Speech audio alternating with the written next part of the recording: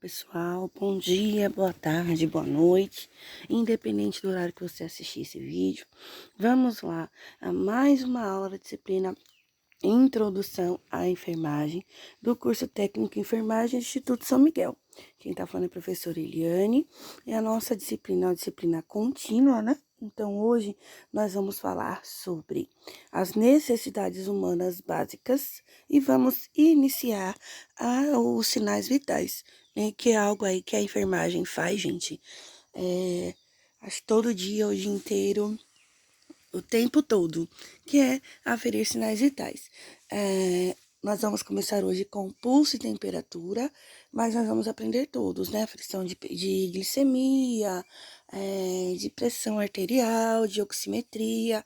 Nós teremos todas as aulas, tá bom? Então, bora lá. Primeiro, compreender as necessidades para saber o porquê dos sinais vitais. O básico que nós precisamos aprender, gente, o básico, mas importantíssimo. Primeiro é o processo de saúde e doença, tá? Para nós sabermos o que é, quem é, né? A pessoa a quem nós vamos nos atentar. Porque às vezes nós pensamos que o nosso paciente é apenas aquele que está enfermo, mas enfermidade não é sinal de doença. Vocês vão compreender isso. Olha só. Aliás, enfermidade não é sinal de estar doente. Olhem só. Saúde, segundo o Ministério da Saúde, a Organização Mundial de Saúde, é um estado completo de bem-estar físico, mental, social, tá? E eu acrescento espiritual, porque nos últimos anos é comprovado que a saúde espiritual, o cuidado espiritual faz parte, né, desse contexto que nós chamamos holísticos, que é o atendimento da pessoa por inteiro. Então, saúde não é ausência de doença ou enfermidade. Saúde, gente, é um estado completo de bem-estar. Tem que estar, o ciclo de vida da pessoa deve estar equilibrado. Bem como doença é um processo anormal em que o funcionamento, né, do organismo da pessoa está diminuído ou prejudicado em uma ou mais dimensões. Ou seja, esse funcionamento pode ser mental, né? Que não vai interferir no físico, mas pode chegar a interferir no físico. Ou esse desequilíbrio pode ser espiritual, como eu já falei, bem como esse desequilíbrio pode ser um fator, um agravo de uma enfermidade. O que eu quero dizer? Quero dizer assim, que a pessoa ela pode ser portador de um câncer, por exemplo, e não estar doente, porque o equilíbrio daquela pessoa está mantido. Bem como a pessoa pode não ter nenhuma enfermidade, mas o seu equilíbrio, seu ambiente social, né, a sua alimentação, os conceitos de higiene não estão adequados e essa pessoa está doente. Então, quais são as necessidades básicas? As fisiológicas, né? O que a pessoa necessita basicamente para sobreviver. Oxigênio, hidratação, nutrição, temperatura adequada, excreção, né? Repouso e sexo. Essas são as necessidades fisiológicas básicas. Tendo isso, uma pessoa basicamente sobrevive. As necessidades de segurança, que aí nós estamos falando já de um conceito físico e de um conceito mental e espiritual, tá? Então, uma pessoa precisa de abrigo, segurança, proteção, estabilidade, continuidade, gente, que é o ciclo da vida. É a pessoa ter a segurança, né? Que é uma coisa que foi quebrada agora com a pandemia. A continuidade, nós tivemos a nossa rotina alterada, nós tivemos a nossa vida alterada. A crença, né, a religião entra nesse grupo de necessidade de segurança, tá? Porque a fé, não estou falando de religião, estou falando da fé, o pensamento, o sentimento, fé. Ela é essencial para que se haja equilíbrio na vida do ser humano. As necessidades sociais, que aí nós falamos da questão saúde mental, emocional, que é algo que está muito abalado nos últimos anos, quem dirá agora, né? Então, para a existência humana, é necessário, desde o primeiro momento de vida até o último, suspiro, que a pessoa se sinta e seja amado, aceito, que tenha amigos, que tenha família, que tenha um grupo, né, que aqui eu usei o termo igreja, ou que faça parte de tribos, né, etc. A pessoa precisa, tem necessidade de fazer parte, né, de um contexto, de um conjunto. A necessidade de status ou da autoestima, né, que também vai falar aí do fator saúde emocional, né? A pessoa geralmente ela traça planos, projetos e ela precisa ser, se sentir competente, né, alcançar os objetivos. Ela precisa obter a aprovação e o reconhecimento, né? E esse reconhecimento não se fala apenas em ganhos, né, mas em situações. A necessidade de autorrealização, que é o desenvolvimento psíquico, né, da pessoa. Então, a busca de conhecimento, as experiências, né, as experiências estéticas e metafísicas, a busca por um Deus, né, a busca por um parceiro sexual independente, né, da anatomia ou dos padrões, porque aqui nós compreendemos o ser como um contexto, né, como as necessidades básicas independentes de padrões. Então, gente, no quesito necessidades básicas, nós, enquanto profissionais de saúde, precisamos nos preocupar para garantir que as necessidades básicas do paciente, elas sejam proporcionadas, né? Quando o paciente ele buscar a assistência, independente de qual nível que ele necessite, que nós estejamos capacitados e que nós estejamos preocupados em prestar assistência. E isso se chama humanização da assistência e enfermagem, né? Você garantir que o seu paciente tem as necessidades garantidas e respeitadas. No passado, se preocupava apenas com a doença, em tratar a doença. E hoje nós sabemos que o correto é cuidar da pessoa que porta aquela doença. Então, isso que é humanização. E bora lá. Vamos começar aí com os sinais vitais, porque, como eu falei com vocês, em todas as aulas nós teremos práticas durante a aula. Então, bora lá. Os sinais vitais, gente, é um modo, né, rápido e eficiente de monitorar a condição do paciente. Os sinais vitais, eles vão identificar o problema, né, e vão avaliar também a resposta que o paciente está tendo a alguma intervenção. Então, os sinais vitais, eles são, na realidade, indicadores do estado de saúde do paciente. E a avaliação desses sinais, ele vai permitir que você identifique se as necessidades básicas do paciente estão equilibradas, tá? Os sinais vitais e outras medições são a base para a solução dos problemas clínicos do paciente, ou seja, é algo muito importante, né?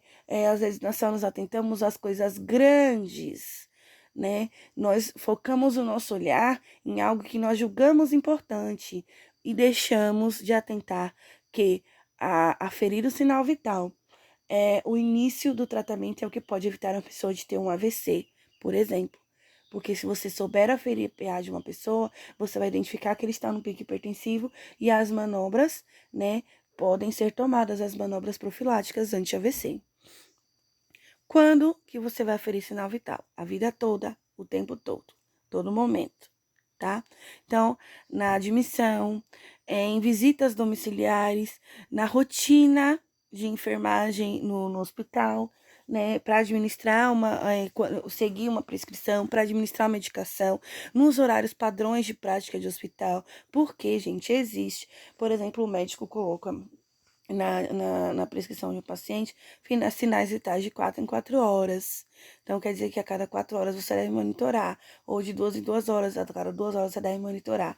Ou se aquela instituição tem o protocolo de quando não tem na prescrição, a cada 6 horas o paciente deve ser monitorado. Então, a cada 6 horas você vai ter que vistoriar todos os seus pacientes, entenderam? Antes e depois de um procedimento cirúrgico ou de um exame invasivo, antes, durante e depois de uma transfusão de sangue ou de hemoderivados, antes, durante e depois de administração de medicações de terapias, né, que principalmente as que afetam as funções cardiovascular, respiratório de temperatura, quando as condições gerais do paciente forem alteradas, antes ou após intervenções de enfermagem que influenciem nos sinais vitais, né? E quando o paciente informar um sintoma inespecífico, né? De aflição física, uma dor, um desconforto, uma sensação, tudo isso nós temos que aferir sinais vitais. Bora lá? Começar? Temperatura. Gente, o normal da temperatura é de 36 a 37,5. Ah, eu estou quente, estou com febre. Estar quente não é sinal de febre. Sinal de febre é você aferir a temperatura e ele está a partir de 37,8, que é febril, tá? A termorregulação é o mecanismo fisiológico corporal, né, que vai equilibrar a hemostase do corpo. Então, o calor perdido, ele pode fazer falta. E o calor produzido, talvez ele não seja o adequado. Então, tudo isso nós temos que observar. A febre, a pirexia, é devido à incapacidade do mecanismo de perda de calor. Por algum motivo, o mecanismo de equilíbrio na perda do calor, ele falhou e tem um excesso de calor, né? O aumento da temperatura. Geralmente é uma resposta inflamatória, né? Uma resposta fisiológica. A hipertermia, né, que é a hipertermia, olha lá, gente, o termo técnico, tá? É a temperatura corporal elevada, relacionado com a incapacidade do organismo de promover a perda de calor, né, que é para equilibrar. Então, nós vamos ter a febre sustentada, que é uma temperatura corporal constante, continuamente acima de 38, com pouca flutuação para baixo ou para cima. A febre intermitente, que é quando a pessoa vai ter intercalado níveis usuais, que né, 36 e 37, e níveis altos, né? Ou seja, a temperatura ela vem a níveis aceitáveis pelo menos uma vez em 24 horas. Pelo menos uma vez em 24 horas aquela temperatura baixou. A febre remitente é quando tem picos, né, e queda, mas não retorna à temperatura normal. Chega a 38, 39 e volta no máximo a 37,9, 37,8, mas não baixa, né? E a recidivante, que são períodos, né? Episódios febris com valores de temperatura aceitáveis. 37,9, né? 37,8, aí vai em 38, mas volta 37,8 e assim por diante. Então, vamos lá. 41 ou mais, gente, é hipertermia, tá? Preste atenção. Observe aquele paciente. Inclusive, o risco de convulsão. De 39,5 a 41, esse paciente está com febre alta. Aqui está falando de 37,5 a 39,5 febre, mas é considerado, gente, 37,8. Porque de 37,5 a 37,8 não é febre, tá? É febril. Em algumas literaturas ainda vai falar de 37,9 ou 38, a partir de 38 como febre. Então, é bom observar também o protocolo da unidade. 36,5, 37,5 ou 37,8 é normal, não está com febre. E 35 ou menos é hipotermia. Precisa aquecer esse paciente, porque a hipotermia, a perda de calor, também é um fator de risco. Aprendam, não decorem, aprendam, tá? Porque se você decorar, você vai esquecer. Quem já tiver termômetro, vamos praticar na aula, tá? Vejam aí a nomenclatura: hipertermia, febre alta, febre normal, normal e hipotermia. A febril é o que pode ser usado também no lugar de normal, tá? Paciente encontra-se afebril, ou seja, ele está sem febre. Paciente encontra-se febril. Ele está em um estágio em que ele não está sem febre, nem ele está com febre. Ele está aí no meio do caminho. Tem que observar esse paciente para ver se ele vai evoluir para febre ou para febril. O pulso. Gente, pulso é a delimitação palpável da circulação sanguínea, tá? Pode ser percebido em vários pontos do corpo e é um indicador do estado circulatório. A pulsação deve ser analisada em pulsações por minuto. Então, o correto é você contar por 1 minuto, para que você tenha o valor da pulsação. Os locais de aferição de pulso: no radial, na carótida, na femoral, na poplítea, no pedioso, e no tibial posterior. Claro que o de mais uso para nós, o mais usual é o radial, né? Quando nós vamos aferir a pressão arterial. Então, observem que os sinais vitais é um conjunto de manobras. Quando você vai avaliar um paciente, você vai avaliar todo o contexto, tá? Então, ali, carótida é importante quando a pessoa está desacordada, é bom você saber identificar o local, né? Numa vítima de síncope, por exemplo. Os demais, gente, femoral, poplite, apendioso, tibial, é bom porque você pode estar no momento de emergência, né? Ou um paciente com edema, né? Um paciente inchado, que você não consiga localizar em outros lugares, porque às vezes acontece o edema do paciente, edema é igual inchaço. O edema do paciente dificulta a sensibilidade do pulso. E observem que se usa, gente, 2 dedos, né? Nós estamos ali usando o indicador e o médio. Nós estamos usando o segundo e terceiro quirodátilos, né? Que são dedos da mão, quirodátilos, para aferir o pulso. Não se indica o uso do polegar, né? Do hálux, não se indica. Então, bora lá. Aonde você vai achar outros pulsos, que são mais, né? Mais difíceis de achar, mas pode achar, por exemplo, o temporal, né? Que é o osso acima da cabeça, o osso da cabeça acima da lateral do olho, né? Que é as têmporas, que as pessoas chamam fonte. A carótida, né? Que é ao longo da extremidade medial do músculo esternocleidomastoído, que é aqui no pescoço. Esternocleidomastoído, gente, eu amo esse nome. É o músculo do pescoço, tá? O apical, que vai estar entre o quarto e quinto espaços intercostais na linha clavicular média esquerda. Você vai fazer isso com estetoscópio, tá? Esse pulso aí você vai aferir com estetoscópio. Você vai auscultar esse pulso com estetoscópio, que é isso que nós fazemos com o esteto, viu, gente? A ausculta. O braquial, né, ele tá entre os músculos, o bíceps e o tríceps, né, na fossa antecubital, que é onde nós vamos colocar o signo-mamômetro para aferir a pressão, e o radial, que é o pulso do antebraço, né, na lateral radial ou no lado, na direção do polegar. O ulnar, né, que é o pulso do antebraço. O femoral, que fica abaixo do ligamento inguinal, no meio do caminho entre a sínfise púbica e a espinha líquida anterosuperior, ilíaca anterosuperior. O poplíteo, que é atrás do joelho, né, na fossa poplítea. O tibial posterior, fica no lado interno do tornozelo, abaixo do maléolo medial, né, lá embaixo no pé, viu, gente? Maléolo medial. Lembram na aula de anatomia? A artéria dorsal do pé, que é ao longo da parte de cima do pé, né? Entre as extensões do tendão e do dedo maior, que é o hálux. Olhem só, o pulso, gente, vai variar de acordo com a idade, tá?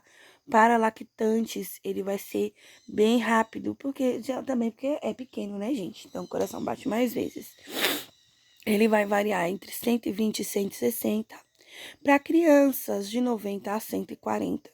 Os pré-escolares, de 80 a 110. Em idade escolar, já começa a equilibrar, né? Entre 75 e 100. Na adolescência, vai chegar entre 60 e 90. E adulto, entre 60 e 100 batimentos por minuto, BPM barra BPM já é, né? Batimentos por minuto. Ou bate barra min, eu prefiro BPM, viu, gente? E se não é a questão que eu prefiro, é o que mais se usa nas instituições, BPM, né? Para batimentos de pulso por minuto, e BCF, né? Para batimentos cardiosfetais, porque quando for o feto na barriga da mãe, é cardiofetais. Você vai contar os batimentos cardíacos. E no pulso, você está contando os batimentos cardíacos também, mas pela pulsação, tá? No pulso, você conta os batimentos cardíacos. A terminologia. Meu paciente que está entre 60 e 90, no 60 e 100, o adulto por acaso, né? Por exemplo, ele vai estar nomocárdico, né, que é o pulso normal. Um paciente que está abaixo de 60, um paciente com 35, 40, ele está bradicárdico, pulso abaixo do normal. O paciente que está 120, 135, ele está taquicárdico, porque o pulso está acima do normal. Aí, já para análise, bradisfigmia é um pulso fino e bradicárdico, ou seja, o pulso do meu paciente, ele está fino e lento. Taquisfigmia, o pulso do meu paciente está fino, né, mais rápido, taquicárdico, e isso é sinal de alguma patologia, tá? A respiração ou incursões por minuto, tá? É o mecanismo que o corpo utiliza para troca de gases, né? Para tirar o gás carbônico do corpo e lançar para a atmosfera e receber oxigênio e lançar para o corpo. Essa troca é realizada no pulmão. O pulmão, né, leva o sangue, a circulação leva o sangue até o pulmão através do coração. Esse sangue chega no pulmão, faz a troca gasosa, né? E elimina o gás carbônico na expiração e absorve o oxigênio na inspiração, tá? Então, ventilação é a movimentação dos gases para dentro e para fora dos pulmões, tá? O paciente está ventilando, está respirando. Difusão é a movimentação do oxigênio e do dióxido de carbono nos alvéolos e nas hemácias. As hemácias é que carregam oxigênio, tá, gente? Que é a célula sanguínea. A perfusão é a distribuição das hemácias para os capilares sanguíneos e a partir deles, né, para todo o organismo. Como que é a frequência respiratória?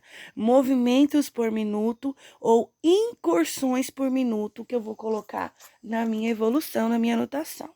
Para recém-nascido, vai estar entre 35 e 40. Os lactentes de 30 a 50, criança de 25 a 32, em idade escolar de 20 a 30 e os adolescentes de 16 a 19, um adulto de 12 a 20, tá? Algumas literaturas também falam de 16 a 20. Gente, para se aferir as incursões, a respiração por minuto, você vai observar o ciclo respiratório completo de inspiração e expiração, tá?